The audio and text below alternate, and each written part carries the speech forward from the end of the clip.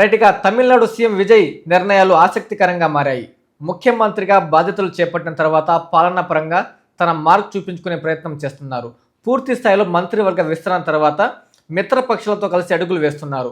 కాంగ్రెస్ కూటమిలో అధికారికంగా చేరేందుకు సిద్ధమవుతున్నారు.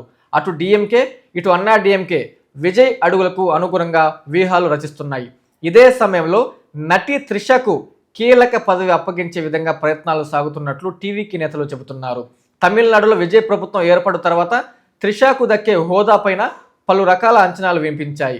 విజయ్ రాజీనామా చేసిన తిరుచి సీటు నుంచి త్రిషను బరిలోకి దింపుతారనే ప్రచారం జరిగింది. విజయ్ మిత్రపక్షాల సహకారంతో ప్రభుత్వం నడుపుతున్న వేళ ఏకపక్షంగా నిర్ణయం తీసుకునే అవకాశం కనిపించడం లేదు.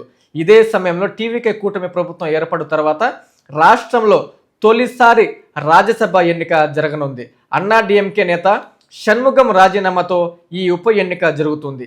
అసెంబ్లీలో విజయ్కు 144 మంది ఎమ్మెల్యే మద్దతు ఉండడంతో ఈ సీటు టీవీకే కూటమికే దక్కనుంది.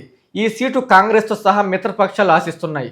కాగా మిత్రపక్షాలకు క్యాబినెట్లో అవకాశం కల్పించడం, ఆ పార్టీల నేతలకు నామినేటెడ్ పోస్టులపైన విజయ్ హామీ ఇచ్చారు. ఆ దిశగా కసరత్తు జరుగుతుంది. కాగా విజయ్ గెలుపు కోసం తెర వెనుక తన వంతు పాత్ర పోషించిన సినీ నటి త్రిషకు రాజ్యసభ సీటు కేటాయిస్తారని పెద్ద ఎత్తున ప్రచారం సాగుతుంది. అయితే ఈ సీటు కోసం విజయ్ పైన కాంగ్రెస్ వీసీకి నేతలు ఒత్తిడి తెస్తున్నారు. అటు రజనీకాంత్తో బీజేపీ, స్టాలిన్ తన సంఖ్యాబలంతో విజయ్ పైన గురిపెట్టారనే విశ్లేషణలు వినిపిస్తున్నాయి. బీజేపీ రజనీకాంత్ను రాజ్యసభకు నామినేట్ చేస్తుందనే ప్రచారం సాగుతుంది.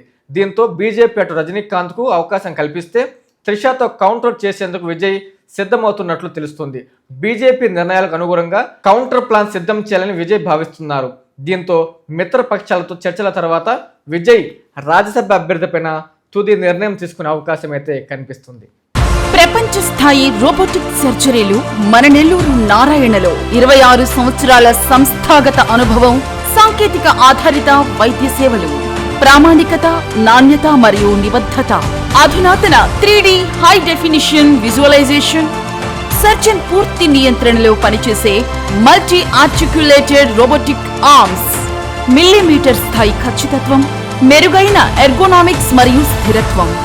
Narayana robotic surgery. తక్కువ నొప్పి, తక్కువ రక్తస్రావం, వేగంగా కోలుకోవడం, త్వరితంగా డిశ్చార్జ్. నెల్లూరు పరిసర ప్రాంత ప్రజలకు అందుబాటులో కలదు.